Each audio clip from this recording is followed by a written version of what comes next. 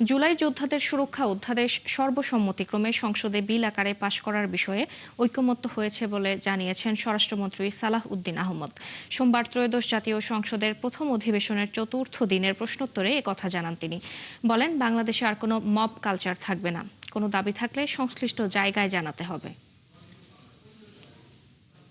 বিগত ইন্টারিম গভর্নমেন্টের সময় একটা জুলাই যোদ্ধা সুরক্ষা অধ্যাদেশ নামে একটা অধ্যাদেশ জারি করা হয়েছে।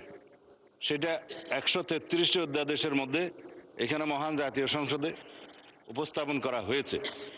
আমাদের যে বিশেষ কমিটি গঠন করা হয়েছে সংসদীয়, এই অধ্যাদেশগুলো পরীক্ষা নিরীক্ষা করে রিপোর্ট প্রদানের জন্য আগামী 2 তারিখে সেখানে আমরা আলোচনা করেছি এবং সুখের বিষয় সর্বসম্মতিক্রমে আমরা এই জুলাই যোদ্ধা সুরক্ষা অধ্যাদেশটা পার্লামেন্টে বিল আকার উপস্থাপন করে পাশ করার বিষয়ে একমত হয়েছে।